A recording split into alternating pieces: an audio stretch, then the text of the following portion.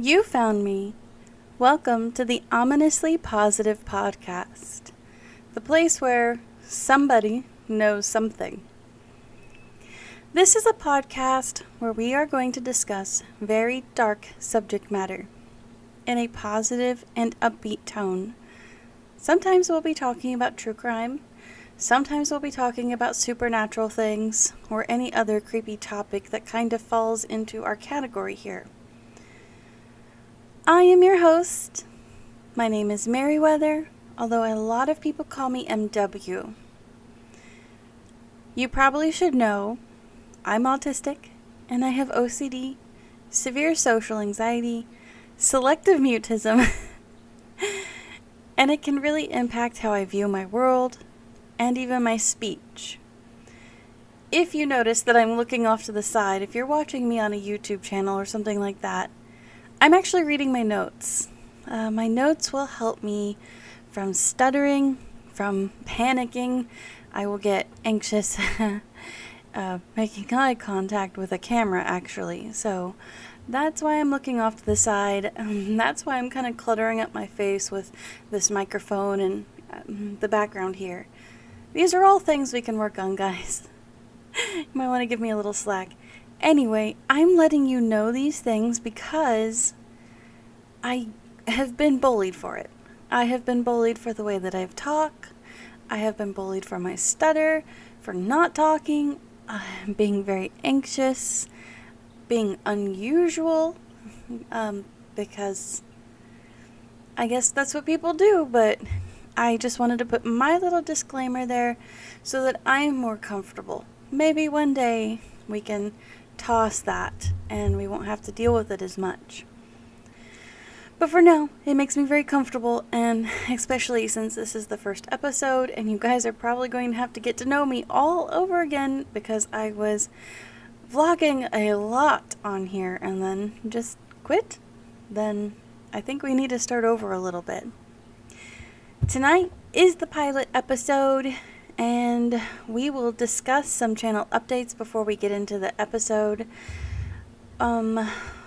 Basically, I just wanted to remind you guys that this is a work in progress. This podcast, this whole concept, it's all a work in progress.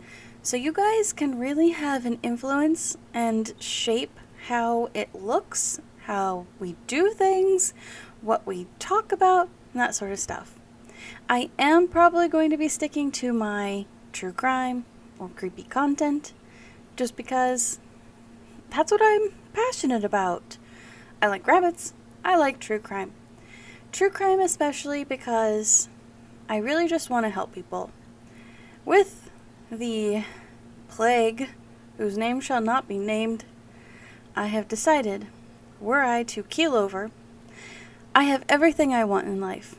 I have 2 amazing daughters, a beautiful home, a lovely family, an amazing husband. But the one thing I would regret is me not being able to help people. And I think I can use my special interest for the good. I already kind of do. I take cases and I do write-ups and I go through and I just get every amount of information that I can find on something and post it. And it's usually well received, even though my grammar is really bad. But most of the time people have said they really appreciate it. They really appreciate my style. They are amazed by how I'm able to get all that stuff done or find it all. So I thought, you know what? I'll use my talent for this. So, and it's good for me. It gives me something to do, something to focus on, a hobby, if you will. So that's how we are here. And another aspect to it was I did just adopt 2 daughters. Before that, it was just me and the husband and our pets. And I had no problem putting myself on the internet. I had no problem showing you guys my home and my life and things like that. But now, I have 2 little ones that have not consented to be on the internet, and your digital footprint is forever, so I do not want to plaster them in vlogs everywhere. I mean, I still take home movies, but I'm not posting those publicly, so I just wanted to give them some privacy and let them choose how they want to be perceived when they get a little older. So I decided to move on. I know some of my friends were like, girl, you're going to sit down and do a podcast? You do know that you don't talk very much. How in the world are you going to get this done? And honestly, I was kind of like, yeah, you're right. This is a crazy idea, and I'm going to do it. And here I am. I'm doing it. This is actually the second time I've recorded this, because the first time I messed up my footage. Okay, I've got a lot to catch up on. YouTube has changed. Rules have changed. Everything has changed. I can see the demonetization has not, though. We'll see how that goes for this channel. You guys might have to just support me by liking, sharing, all that good stuff. Subscribing. Maybe considering outside sources. We'll figure that out when we get around there, but for now, I want to say thank you to the people who have been watching my channel, and because I know you guys have been. I actually just got a check from YouTube, basically from you guys, because you watched my videos, and I want to say thank you because I bought stuff for the podcast. I got a clapperboard. I got a bunch of new editing software that I don't know how to use yet. I got just a lot of things for the podcast. So I put it right back into this channel. So thank you guys. Okay, so the case I have tonight is so big. I think we just need to start digging into this. I would prefer to have time to chat and mingle with you a little better, but I feel like there's no way we're going to get through this unless I start digging into it. And even though I'm a really big stickler for a lot of details, I feel like I'm going to have to gloss a lot just to be able to get this story across to you. So, I mentioned my write-ups. If those details, those deep details, are something that you're interested in, you might go check them out. I usually post to like Web Sleuths, my own blogger, and Reddit Unresolved Mysteries. So you might check those places out, see my posts, read those, and all that sort of thing. Okay, what else did I want to tell you? Right, so I'm going to do my best to kind of give you a story, but I'm really into the details. Details are very important to me. That's where the tagline of this podcast came from. Somebody knows something. One, it's inspired by this case. Two, details. They're so important. And I just feel like with some of these cold cases, you never know. Maybe a cold case detective is listening to little old me because I managed to get all these details together and let all these minds from all over the place discuss this topic, discuss this case, and all these ideas. Just bring to light things that you never would have thought of on your own.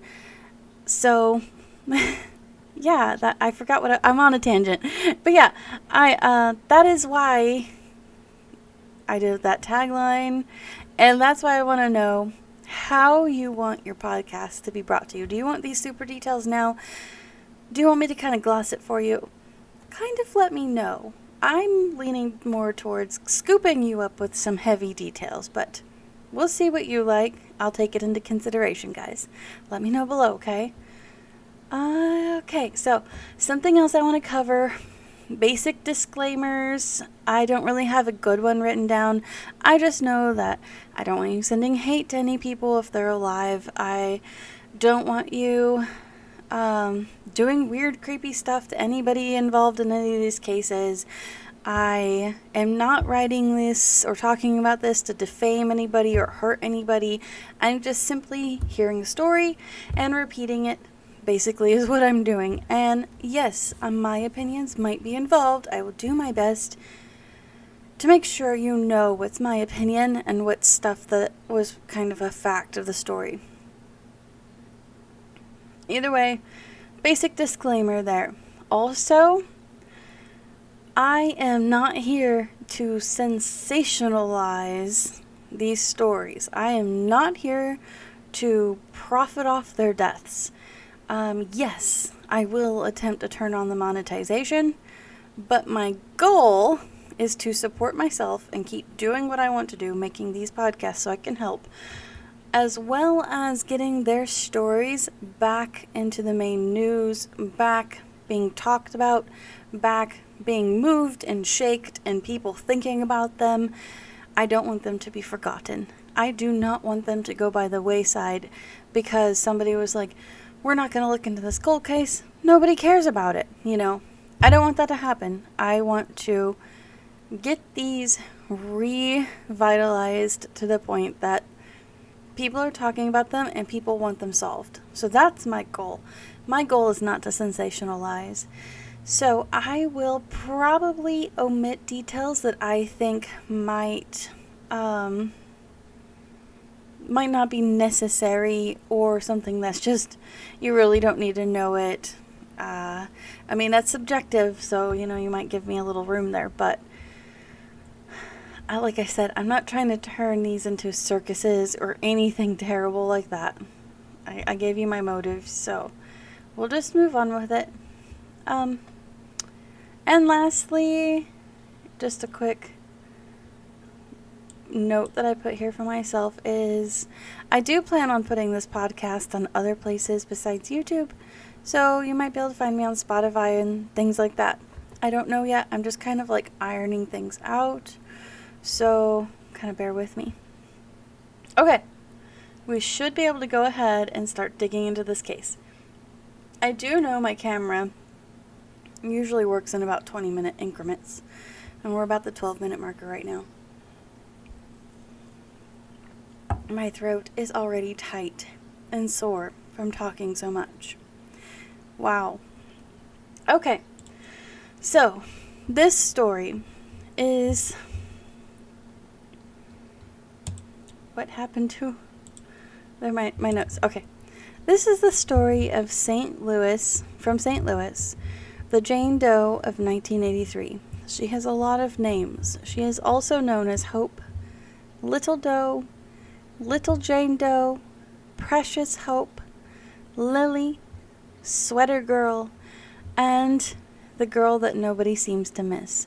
Sorry, my face is getting washed out with light here, but I'll work on that too. Just give me some. Here, let me see if I dim that. Oh, does that help? Okay.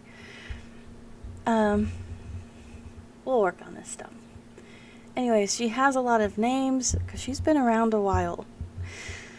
Content warning, this case does involve a gruesome death of a child. Okay, I picked this case because I really thought it would be easy. Honestly, I was like, okay, I'm going to do my first case. I want it to be somebody that I felt was discarded, somebody that I felt that was being forgotten and needed to be talked about, but also a quick story so that I could test out my new podcast. Guys, I started writing this case before Christmas. It's been a few months, and I just had to convince myself to stop writing because the information is so vast and muddled. It was like a giant game of telephone. One blog would say something, and another would take that and take that information and blur it. And it wasn't, you know what? It wasn't just blogs. It was professional websites too. Missing sites. I mean, the whole 9 yards. The information has been misconstrued from top to bottom here, which has made it very difficult to untangle. I'm not sure I did untangle it. I at least got the net out of the water, and I have spread it out, though. That's kind of where we're at here. So, even the lead detective of the time also thought this would be a very fast, although gruesome case, open and shut. I will give you a quote from him. Joe Bergen was the guy that said this.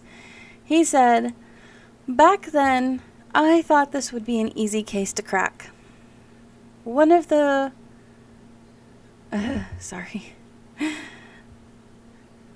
first homicide detectives on the scene is Joe Bergen. He goes on to say, we'd find out who the girl was, and that would lead us to the killer.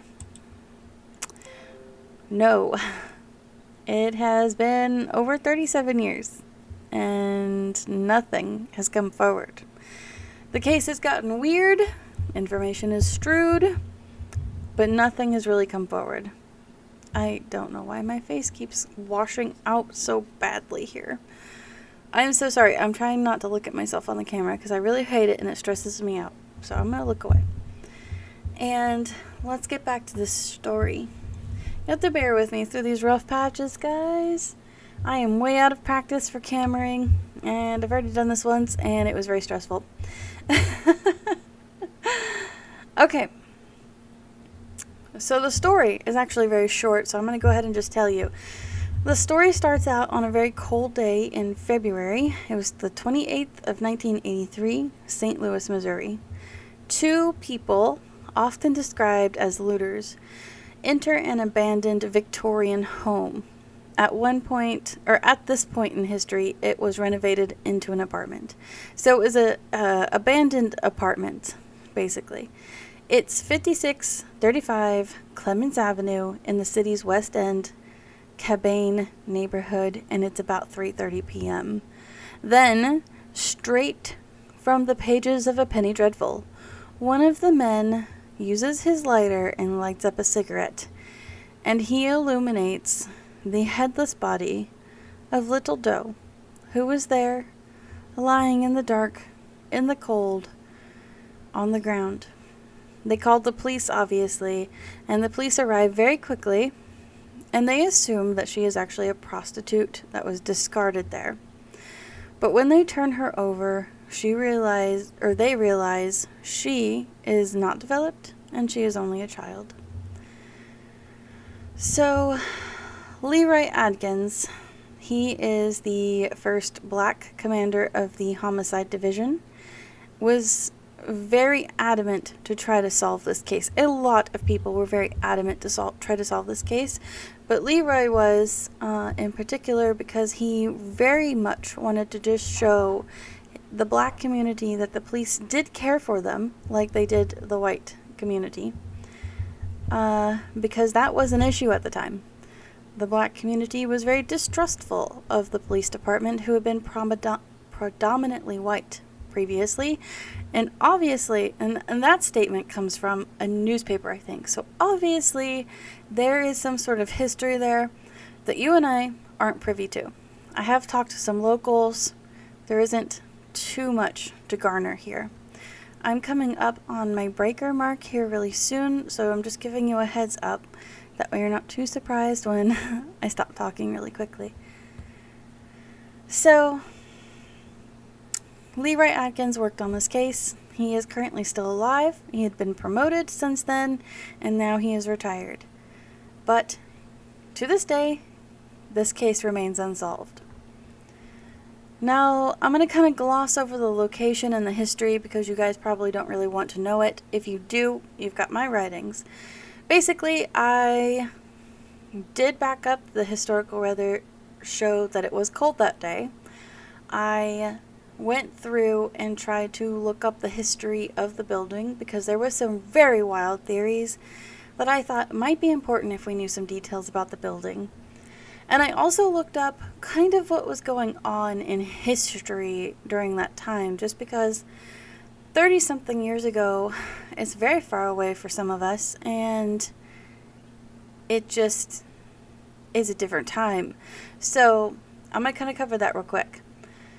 The last TV episode of MASH airs that day, and it's a Monday, and Ronald Reagan was president. So I kind of hope that helps you set the scene a little bit. The cold weather is important because it had an impact on the body conditions. And as far as the history of the building goes, we can see that the building is absolutely defunct. It is falling apart. It's crumbling. I can see in the photographs, there's just trash everywhere. Dumpsters are stuffed full. The building has like open and broken windows, broken stairs. There's vacant property signs on everything. Nothing is boarded up, though. I did notice that. Nothing had boards over anything. It was just empty and full of trash.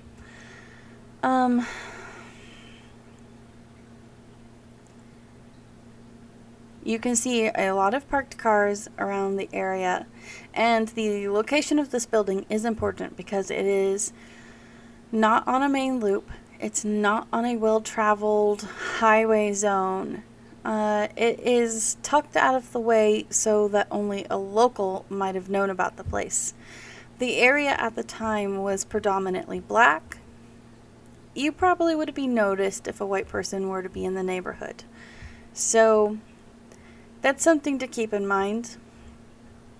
Also, the area was near several drug loops and a prostitution loop. Nowadays, the area has seen a lot of improvements, and currently an older generation lives there right now. That's about middle class.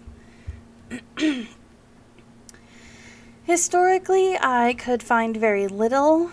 The most interesting piece of information that I could find was on Tuesday, September 23rd in 1975. The building was listed in the newspaper with a notice of delinquent tax liens, and that the building had been owned by a Bland S. B-L-A-N-D S. dot. Before that, in the 40s, Abraham Grable owned it. And before that, a Catholic man named John Kern Boderick owned it in the 1800s. The building is very large. It has red brick, and it reaches about 3 stories tall. It has white stone trim, and it has a very overall feeling of being very grand. Above the door in Latin is a stone inscription that says Domi, and that's the word for home. So, in average, the homes in this area are built before 1930. It's well known to have many mansions, a lot of them very historic, some cared for, mostly not cared for. St. Louis currently has a particular abandoned property problem. It really causes crime to skyrocket, and even though there hasn't been something this gruesome in this area, very similar crimes have happened in these abandoned buildings.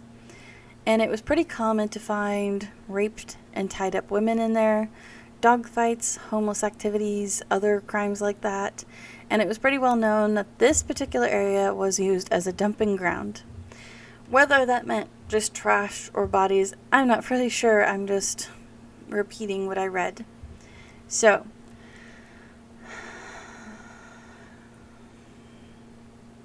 in 2002, this building was finally demolished. It is now providing homes for older adults, and it's called the Leisure Living Community. So there is no scene anymore to go back to, guys. That's probably good and bad, you know. So also, I don't know if the older building was bigger or if the new building is actually just built off to the side of the old location. The layout of all that stuff is a bit unclear for me, even though I did try to do some research there.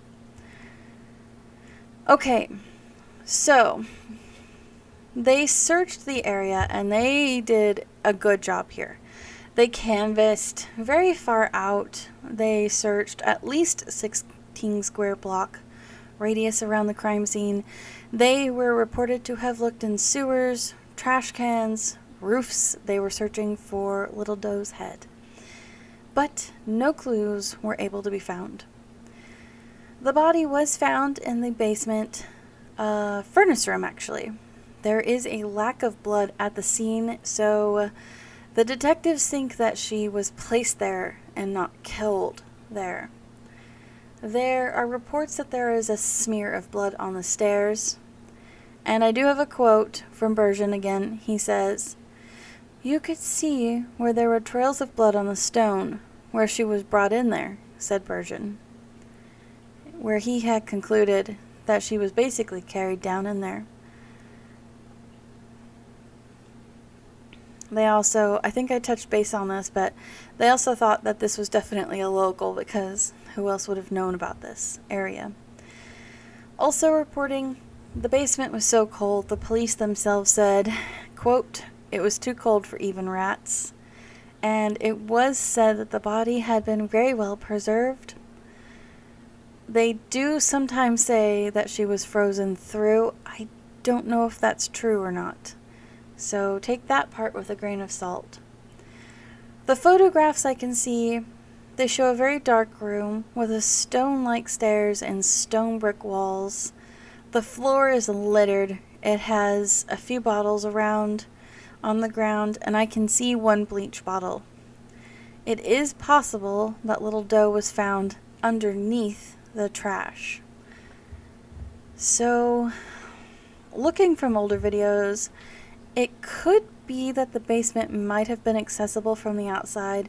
I kind of saw them walking down what looked like from an outside location into this basement, but then I also saw videos of them inside the building with like blue wallpaper and things like that.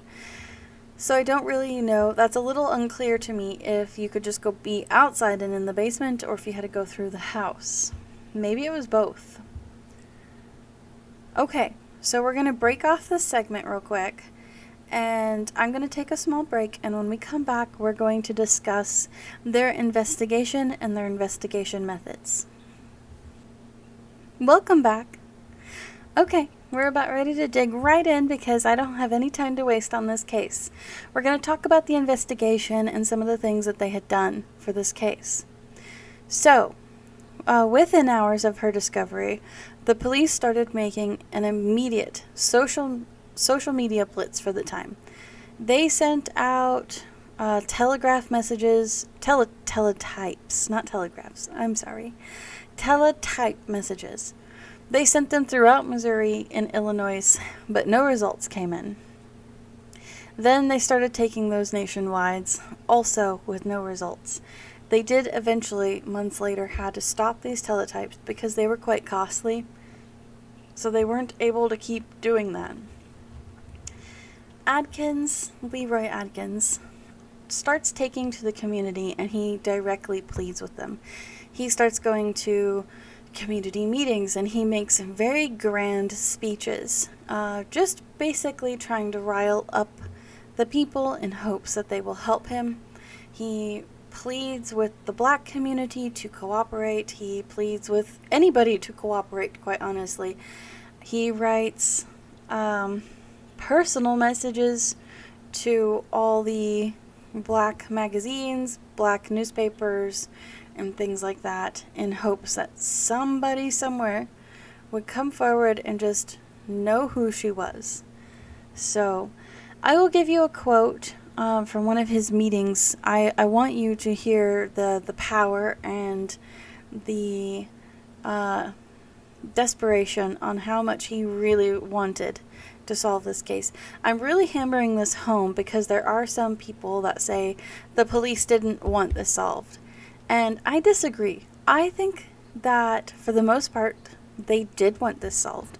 Now, maybe higher up in the food chain, somebody somewhere was like, this is costing us money. We don't want this kind of press. Get this wrapped up. I could see that happening. But I firmly believe that the detectives that worked on this case truly and honestly cared for this girl and they wanted to help her. Anyways, I'm going to read you some of his speech here because I really just want you to know. Somebody out there knows something, he said. Talk to your neighbors. Talk to your friends. Somewhere out there is a mother without a little girl, a brother without a sister, a neighbor without a little girl running up and down the street. He continues to go to community meetings for some time after this case has gone on. He also tries to correspond with every police agency. I'm going to repeat that. Every police agency he tries talking to. They give him nothing. When the case was fresh, they had at least 15 people working on it. Just so the the amount of work that went into this. They questioned the community, the surrounding areas. I can see in the old film crowds and crowds of people that were there at the crime scene watching. I mean, there was children there. They had snacks. They were eating snacks as they were like taking out Little Doe's body and stuff like that. I would have a social commentary on it, but I kind of think that's pretty human. I think we do stuff like that today, so I really can't say anything or throw any stones. It seems kind of humanly natural. I do wonder, though, if the killer wasn't in the crowds that day. And I just get chills thinking that when I look back on those photographs, maybe we're looking into the eyes of the killer and we don't even know it. Anyways, the community knew nothing. Whether they honestly knew nothing or they just did not want to work with the police, I guess we won't know. The local school rosters, this is a scandal for sure. Here's another one. They went through everything. They went through the absentee records, they went through the roll calls, all that stuff, but there was no results, nobody that matched up to the victim. This is kind of what gave them the idea at the time that maybe she just wasn't a local. And it turns out later that they were right and backed up by science, but they didn't know that at the time. The school systems were pretty disorganized. They were not reliable in tracking children and the names and the whereabouts. Actually, the school systems got money for each child that was enrolled, so kids who were no longer in school were actually still being kept on records, and it kind of made a mess. Brenda Schlegel, she got really upset by this, and she made it a point to harass a newspaper writer who wrote about the topic, and he wrote kind of blandly about it at first. But she wanted the public to know that only some of the schools had this issue, but definitely not all of them. I mean, she was really blustered. Which just looks bad now that she points it out, but I thought that was important to note so that you guys could understand what the police were working with there. It was a mess. So, they did search the area. Jerry Thomas and Frank Booker were some of the police officers who searched the area. They looked like they searched every nook and cranny. I mean, they were like elbows deep in dumpsters in some of the photos. They said they had over 100 men that searched the area on Wednesday, all the way up to Wednesday after the body had been found on Monday.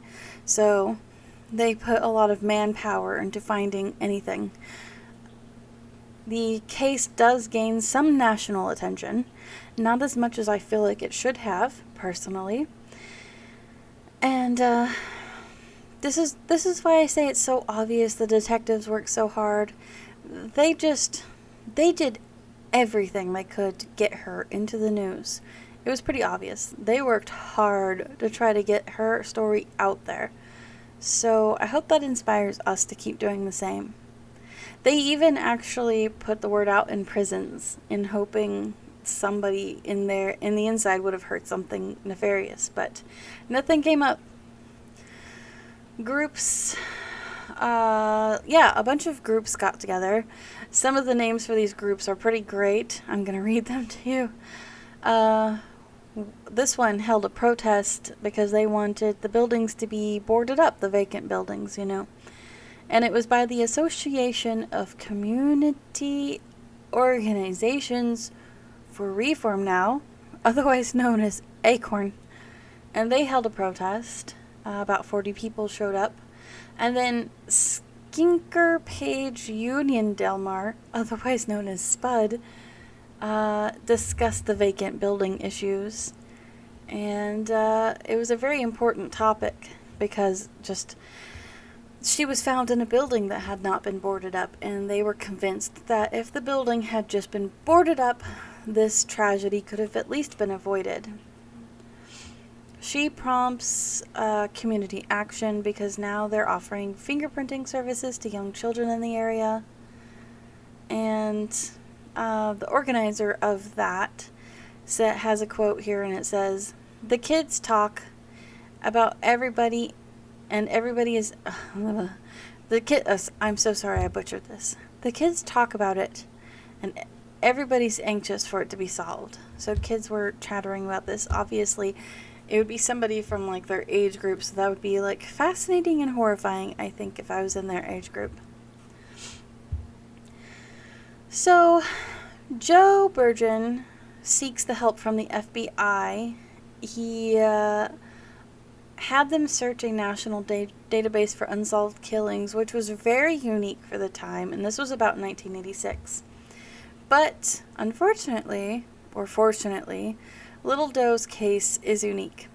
So that kind of puts a damper on it. There's nobody else to connect her to. They did a child find, which was like a non-profit organization. They that organization did find a similar case, but I do think it's unconnected. I think it involved a 1981 abduction of a 6-year-old from Hollywood. And actually, the boy that we're talking about is Adam Welsh's son from the TV show America's Most Wanted. But that didn't pan out for Little Doe. Child Find did try to offer a $1,000 award to anybody who could identify her, but that did not pan out either. Honestly, they really probably should have then, and maybe even now, have offered a reward for any lead, anything at all, because they had nothing, really. And we have even less now.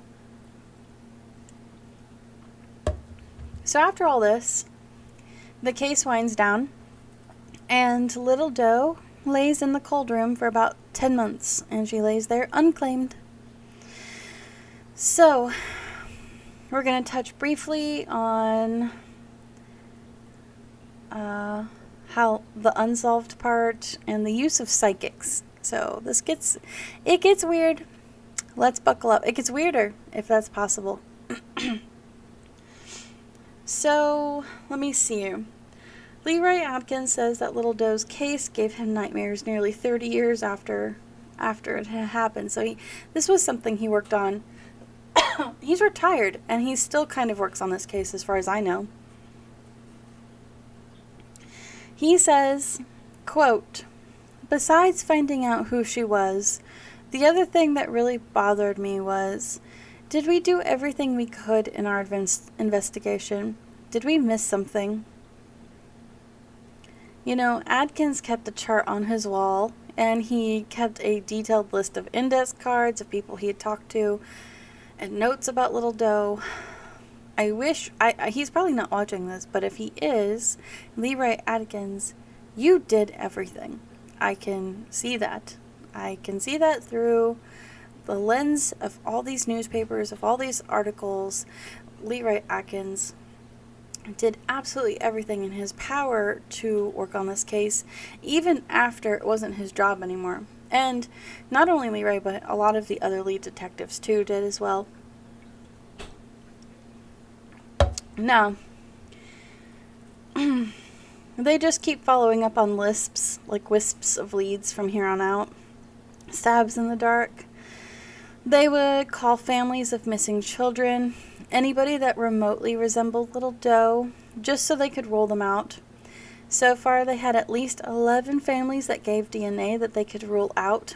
And when one family did not, they kind of went a little crazy, and they went and they dug in that family's trash can to get the DNA to rule them out. Because they were like, suspicious, we have to check it. She was ruled out, though. So, like I said, they worked really hard. They kept getting her into the news over and over and over again. In 2016, Burgin went to the FBI again to run the case. Nothing came of it. Burgin used to send new bulletins across the country every year on the anniversary of her discovery. And even in 1990, he went on Oprah Winfrey to discuss the case. He also kept writing letters to the local newspapers to remind people of the case. So that brings me to the psychics. And I think that is a good way to segue into them, because a lot of people are just so mad that the police went to psychics. But my reasoning here is I bet they did it just to keep her in the news. I'm going to guess that they just did anything they could to keep her relevant. And what is more sensational than having the police go to psychics? Not once, but a few times. So they said they just wanted to keep all the doors open, and I think they were just being smart and trying to keep her relevant. But anyways, this does come to bite us all in the butt, because the use of psychics is what lost the two pieces of all of the evidence that there was for Little Doe, basically. So here, I'm going to kind of cover what happened here, and I'm going to cringe through the whole thing because, this is so terrible, but it is what it be, so we got to talk about it. So they went to a seance. The detectives passed around photocopied fingerprints of Jane Doe to a table full of psychics, clairvoyants, and they channeled spirits. Burgeon sat in a chair in a corner, and he observed, quote, "The psychics put their hands on the fingerprints, and they would shoot straight up in their chairs like they got a jolt or something," he remembers.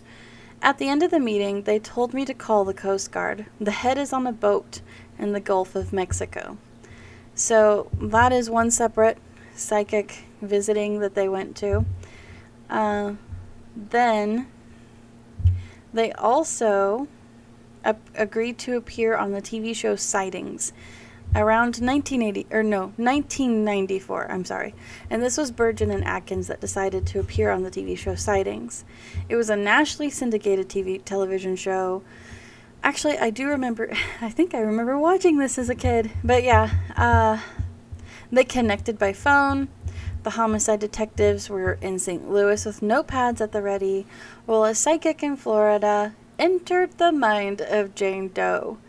The producers filled the backdrop with Hitchcockian-themed music and shadowy, slow-motion footage of children at play.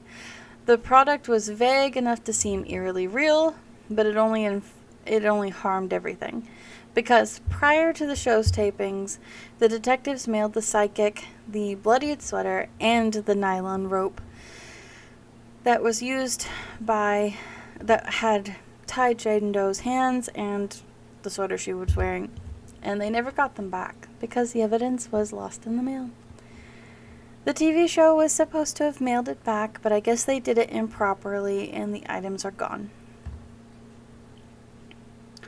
Also, I want to say a state senator and a group of 28 psychics busted into the cold room and demanded to see Little Doe, and then nothing came of that either. So that is the sad story of the psychics. Now, we are about ready to dig into the details of Little Doe's body. So if this is too gruesome for you, or too uncomfortable, or you're a little squeamish, go ahead and skip forward, or I'll just see you on a different podcast, okay? No worries, no stress, you will not hurt my feelings. Maybe you could do me a favor and just share this with somebody that you think that might like it. So, yeah. I will, as I've said before, try to protect the dignity of our victim. So I'm going to kind of gloss over a few things because I don't think they're needed, really, for you to know or me, really, to discuss. So anyways, Little Doe was found lying on the ground on her stomach. Her hands were bound behind her back. She wore only a yellow jumper. It is often described as just dirty, but looking at the photographs, I think it is safe to say that they were being sensitive and kind. I'm pretty sure that there is blood staining on the sweater. As there's dirt colors, and then there's also maroon color on her. So, as I mentioned, they did think that she was a prostitute. They thought that, though, because she was bigger than average. She was thought to only be between the ages of 8 and 11, but a lot of people, including some of the police, think that she's a bit older. She is around 5 foot to 5 foot 4 inches tall and weighed about 70 to 75 pounds. Now that's a really interesting thing to say, because with that measurement you would think that she would just be bones, but she is actually described to have been very well nourished. So I'm assuming that she was just a naturally thin girl. So I would think with that kind of body type, you would be able to find somebody that remembered her. Very thin, very tall, maybe a little older looking than what she was. Some people think that maybe she had some sort of hereditary disorder. I don't know. We won't know. So anyway, Little Doe had dark skin, and it was of dark to medium complexion. She was described as well cared for, not homeless. Her stomach had been empty at the time of her death, so we know that she had not eaten within at least 8 hours of her death. Her fingers had chipped nail polish in 2 coats of red, and there had been no signs of previous abuse prior to this incident on her body. She is considered to be African American, although some people debate this as well, and they say maybe she was biracial or something else, but mostly the professionals say that she was African American. So just something to keep in mind here. There had been a white substance found on her stomach. They thought it might have been a body fluid. It wasn't. There was no DNA. In a weird tiny tidbit that I kind of wish I didn't know, a private body hair was found on her leg, but they seemed very confident in that it was not the killer's or hers, but rather just somebody's at the scene. Maybe there's some statistic here that I don't know about, but I don't even want to talk about that. That just is so strange to me, and I don't like it. So I'm moving on. Little Doe's sweater is often described as a once bright yellow Orlan, although somebody did point out that Orlan would keep its color, so maybe it was just a pastel. With some long sleeves. There is no manufacturer label. There is no manufacturer label. Wow, that was hard to say. It's often described as dirty. I think I touched base on that already. The tag seems to be a darker color and possibly sewn in at the four corners. And one person said it looked like the label was ripped out. It does not seem to have any major dirt drag marks on it, despite the dirty appearance. So, yeah, okay, I'm going to go ahead and move on, because I just realized the rest of those notes are in the bottom of the page, so I will get back to that. There is a nylon cord that is red and white and very heavy. It is often described as something very similar from a boat line. Some people said it could have been a jumping rope, but most people think it's a boat line. So, autopsy. So here we go. This is where it gets a little weird. I could not find a definitive place that gave me a proper cause of death. Most people say strangulation. Newspapers say strangulation. Detectives kept saying strangulation. But I can't prove that. And I think they were very politely dancing around the fact that maybe Little Doe, her death could have been caused by the decapitation, because she had no bruises or cuts or anything on her body. And since her head is gone, and her neck too, we cannot say what caused her death. So, it's most often reported that strangulation was the cause of her death, but there's no conclusive evidence for that I could find. Okay, I am back. I just ran out of time and had to move my files over. So, yeah, let's get back to the discussing the body. So, okay, we've discussed that we don't really know the cause of death. Even though they kept saying strangulation, I think that might have just been hope that she was strangled and not decapitated while she was alive. So we're going to move on from that. I did mention that there was no other bodily injuries that were reported, although I have heard that she may have had a bruise on her chest. But there were no scars, no abnormalities, no prior broken bones. She still had an appendix.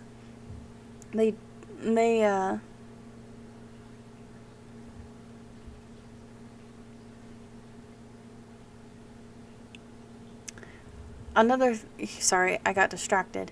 I'm getting fatigued because this story is so long. So another thing they really weren't able to properly corroborate here was that they say that she was assaulted. But I could find no definitive evidence for that either online. But in general, it seems to be common knowledge that she had not suffered abuse of this kind over long term, and rather it was just this one incident at the time of her death that she had suffered. So that is the general knowledge on that, but that might not be true either. So that's just something to keep in mind there. Now, as for what the weapon was, that is also for debate. Detective Riley says her head appeared to have been cleanly cut off. It was like somebody took a carving knife to her. And that was his quote. But the weapon has been named a lot of things. Could have been axe, a large knife, a serrated knife. I mean, the list goes on for the things they think they could have been. So I don't know what that means exactly. And it wasn't until much, much later the Missouri Botanical Garden did perform some mold tests on her body, and they determined that she had been killed within 5 days of her discovery, because the weather had made it difficult to decide when she had been killed. So that's just some info to know. And then lastly, on her body, they did take her fingerprints, they took her footprints, and they collected her DNA. I know some people are wondering. I do not know if her toenails were also painted. So, sorry, I don't know. I did find one newspaper article that mentioned that there may have been some drag marks on her upper thigh, but that was just one newspaper and nothing else corroborated that. Okay, so now we're going to move on to her burial, them losing her body, her reburial. Okay, and I'm going to really gloss over this part because I don't think this is too important to our case, to solving it, I mean. So basically, she laid in the cauldron for 9 to 10 months. The detectives were very hesitant to bury her, and I don't blame them. One part, it seemed like they got attached to her. 2 parts, they just didn't have enough information or evidence, so they were probably anxious to let that go. And it was, her first burial was very fast. It was a pauper's burial. Basically, the detective showed up. They helped bury her. They hoped somebody would show up that they could pinpoint as a family member. Nobody came. The ceremony lasted 5 minutes. She was buried in a body bag in a donated dress with donated fox flowers on top, and then thrown into a defunct cemetery without even a headstone. I think. So, the headstone part, I think. Later, some students raised money to buy her a headstone, which was beautiful, and it said beautiful things, but it got put on the wrong grave. So, when they needed to unbury her later, or exhume her, for testing, which was around 2009, they actually could not find her body anymore because things had gotten so jumbled up in this defunct cemetery. And it sucked up a lot of time trying to find her again. Eventually, she was found by a very clever lady named Abby Style Ines. I am so sorry for butchering your beautiful name. I apologize. But she used her wits and some technology to find Little Doe's grave again. And then they dug her up and they were able to collaborate. I don't know why I keep using that word. I'm so sorry. It's probably one of those, I do not think you know what that word means kind of moments. So I will try to stop using it. But yeah, they dug her up. They were able to match her to photographs that they had taken of the original funeral, so they knew it was her, and then they went and took her for testing. After they tested her, though, they did bury her in a better spot that is well marked, and she was given a proper funeral with a proper casket that was all metal instead of wood this time. The funeral had real flowers. She was given a proper service. It was over an hour. Again, detectives showed up to bury her, and in hopes that maybe somebody would show up there, but it seemed like mostly strangers that attended the funeral this time. So they did the testing on the body. They sent a bone sample up to the North Texas State University. They did some advanced DNA systems on her. They sent matches to the National Missing and Unidentified Person System. They sent her up to the Smithsonian. They sent her to the St. Louis medical examiners. But after all of that, not much was found. Basically, they were able to find out by her DNA and minerals to narrow down some of the states that she had lived in.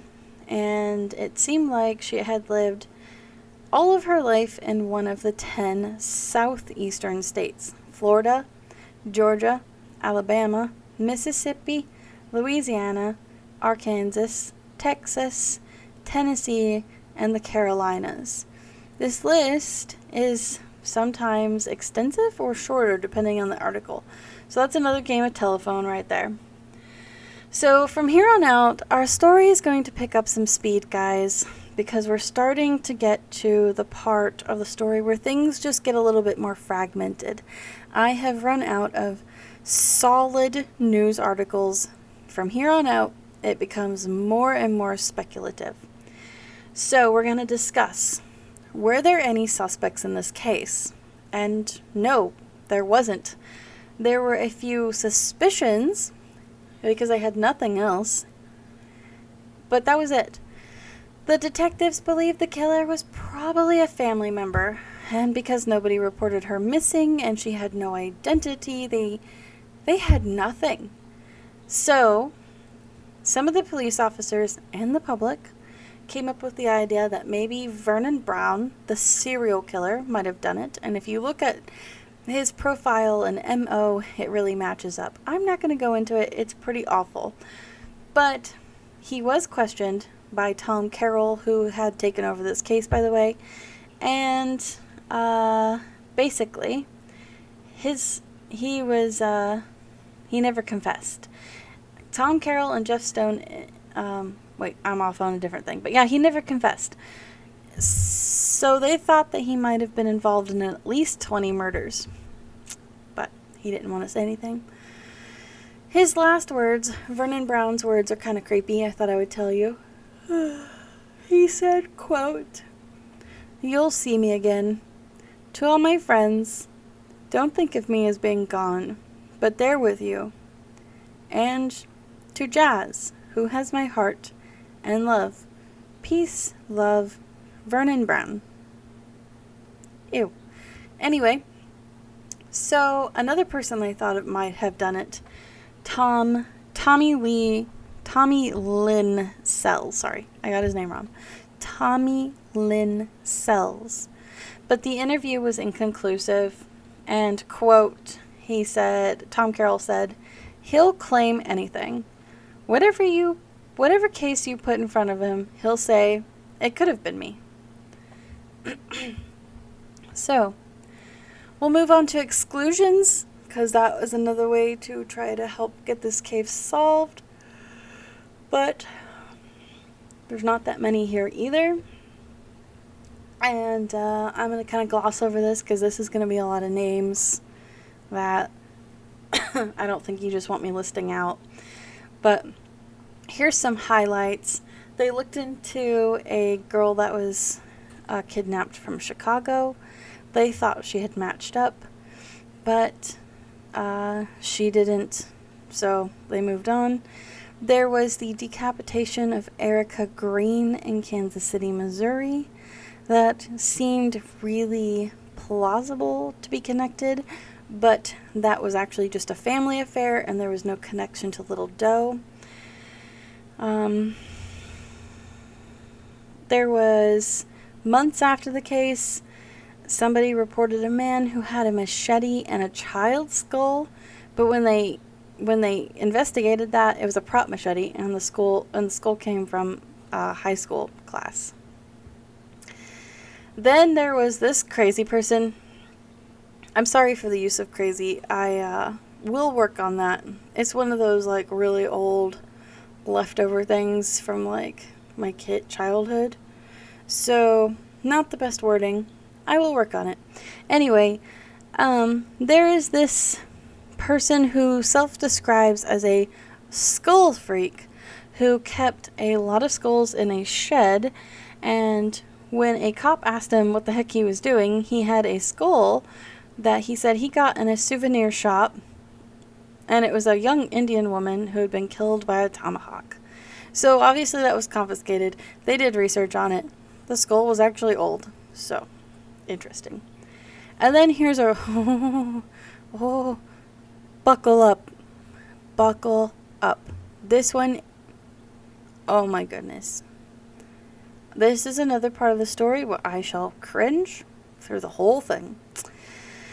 A bizarre exclusion from Sharon Nolte in 2002. She's a Kansas City insurance investigator, and she was convinced Jane Doe was a Chippewa Indian named Shannon Johnson.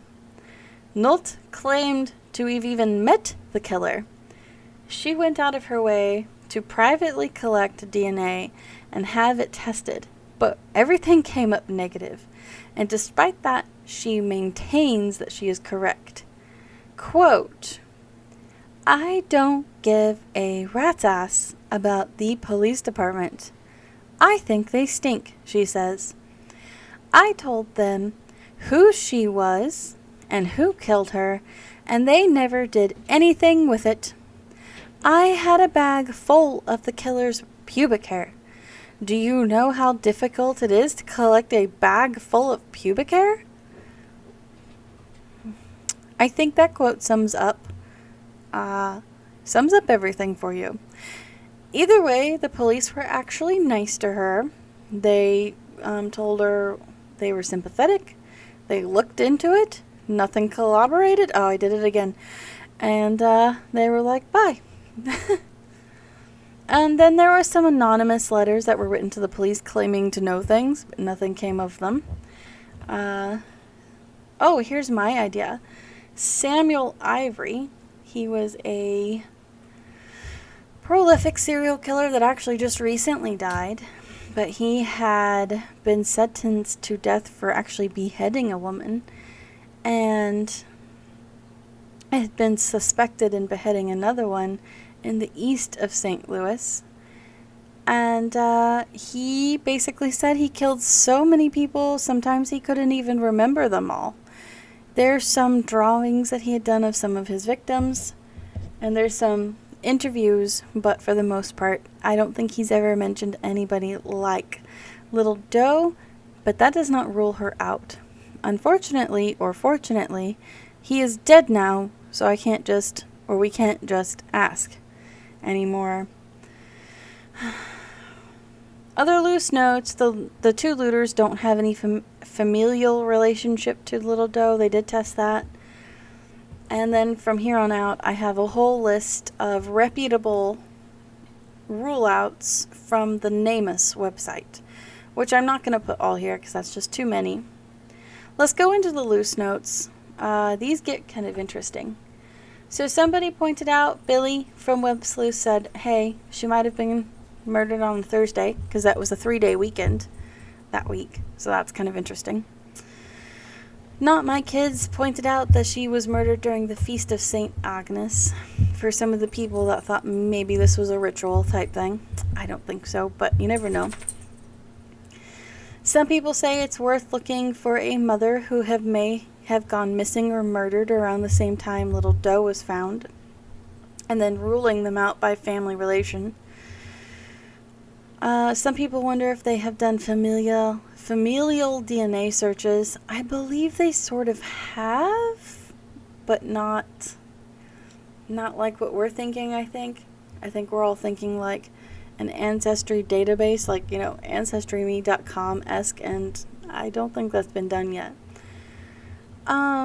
A lot of us want them to do DNA phenotyping. It's a thing where they can take her DNA and then make a face based off her DNA, and it's pretty dang accurate. But I know that it's expensive. I think that's like $4,000 and up, maybe. So I don't know. We've talked about privately funding that. Some people have talked about calling the detectives and seeing what we can do about, funding these kind of things. I'm going to guess they're going to get turned down if I'm on to the right path here. But I think money is a big issue for the St. Louis Police Department, and I'm going to guess they're not going to let us do something like that. We'll see. I could be very, very wrong. I hope I'm wrong, because I would donate to get this done. Some people say maybe her parents died and she was given to next of kin, and then that kin, obviously hurt her. Some people say maybe she was foster care. I kind of think maybe so. That's my personal opinion. Some people think maybe she was a runaway, or maybe she was kidnapped. Maybe. That's plausible too. Sex trafficking was a big deal, is a big deal. A lot of little black girls went missing from Chicago from the 80s. A lot. Disturbing amount. So I'm assuming a sex trafficking ring. And I kind of wondered, is there any way to get a hold of lost or dead mail? Because I wonder if they did that. I would hope they did that, but I don't know. So we're going to discuss her body again, but these are lay people armchair detective theories, so it shouldn't be too gruesome here. I'll just give you a warning if it does. One idea is that the skull... I'm so sorry, I'm getting tired, but we're almost done. One idea is the skull is no longer intact, but rather fragmented out and around the places, different states. Some people think that's impossible, like the killer probably would have kept a trophy. Other people think that it would have been just really easy to throw away a whole skull in St. Louis and just have it gone. And I agree with them. St. Louis is a very big place. There's a lot of hiding type places. There's a river there. There's a lot of ways to get rid of something like that.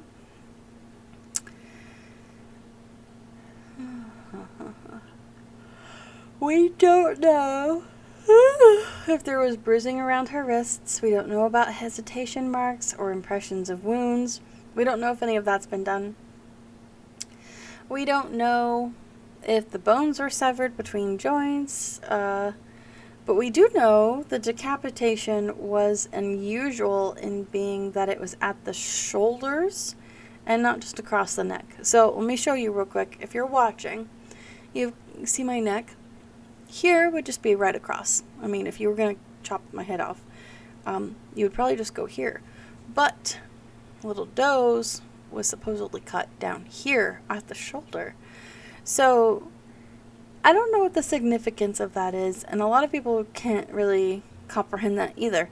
Some people say it's a ritual. Some people say obviously avoiding identification marks.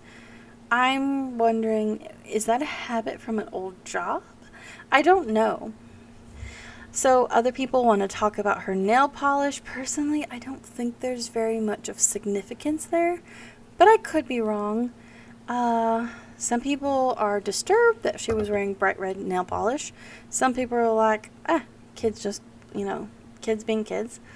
Some people say it's a hidden sign that she was a prostitute. I don't know.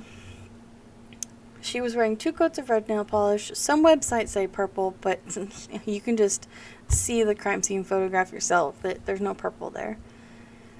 I kind of noticed that her nail polish was chipped at the fingertips. Depending on the nail polish, that can happen between day 0 of painting and about 3 days later. So here's mine. I actually painted them yesterday. I have light chipping at the tips and actually 1 chip here on my thumb. I don't know if you can see it. But I'm also an adult. I do things a little bit more delicately. Can you imagine like a younger child might chip her nail polish a little faster? I just think that's interesting because obviously her nails were painted recently-ish. You can see that her nails had grown out from the bottom. You can see the white little moon shapes of her nail base. So I'm kind of wondering if there isn't a way that you can kind of see how long ago she was maybe taken away or lost from her location to this one. I know that I was thinking 1 to 2 weeks, but some people pointed out that nails don't grow after death. That's a myth. And with the freezing of the body, I don't know how that would affect the nails. So I don't know. Just random thoughts there. A lot of people think that Little Doe could be older than 8 to 11. I think I already talked about that. Okay. Oh my goodness, guys, I'm so sorry. We need to discuss the sweater, the rope, her identity, discuss some of the killers, discuss some motives, and then the conclusion. So this should go fairly fast from here on out because there's not a lot of info. So we talked about the possible blood on the sweater. The type of pooling on it, I was thinking, indicated that she might have been laying on her side during the decapitation, or at least for parts of this, because it's pretty cleanly, and the pooling kind of proves that the perpetrator might have been right-handed. Anyway, also, she could have been put in the sweater after the decapitation, and maybe some bleeding out. Which is interesting, actually, kind of a theory, because I had read some hearsay that the sweater might have had folds in it, like it was brand new. And a web sleuth named Chemical Pexy did a deep dive and theorized the sweater wasn't actually a female sweater or child sweater, but actually a man's sweater. So, kind of interesting. There are lots of theories on the brand's sweater. I'll let you guys look that up later if you want to in my writings. The tag may have been removed to hide, like, sizing, names, initials, that kind of thing. But honestly, kids remove tags all the time. So, rope. Everybody seems to agree it's probably a boat rope. There's a few people that are like, it's a jump rope. And I'm like, nah, it's a boat rope. I did notice that there was no knots on her hands. So some people wonder if that means they were doing like a friction type technique or they had no technique. I saw some theories where people thought maybe the rope was just there to move her body, and the way the rope went over the top of her cuffs in some of the photos kind of backs that theory up a little, so that's kind of interesting. Identity, we've already kind of brushed over this a little bit. There just isn't very many leads, so there's lots of theories here. There's like, she could have been homeschooled, she could have had a guardian that died, she could have run away, she could have been visiting family, she could have been rewarded to next of kin, she could have had a murdered family, she could have been, kidnapped. She could have been a part of the foster care system, adopted legally or illegally, human trafficked. It was a big one. Sold because maybe the family got into like drugs or something like that. Could have been a revenge blood killing because of drugs or something like that. There is a very eerie case that I found that was very similar to this. Her name is Chelsea Jane Doe, and her killer was caught, but she was never identified. The suspect had been a former foster child and a victim of sex trafficking. And basically her body is unidentified because nobody has cared to go looking for her from the system.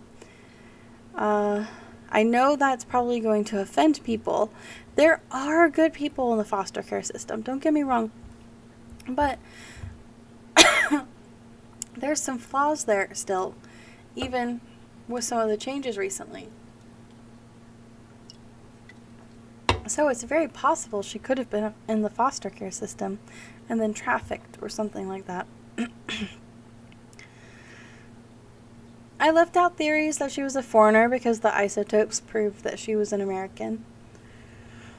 I'm also going to go ahead and not list all the victim matchups here for you because you can just read that. I mean, it's just a list of names, really.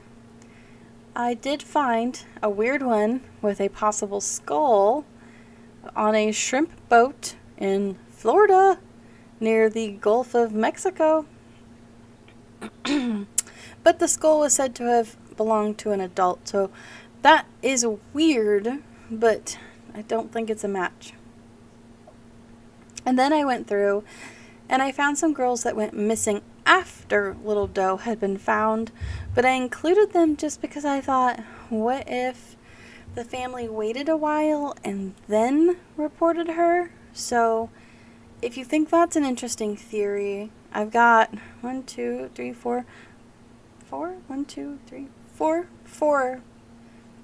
plausible matchups in my writings.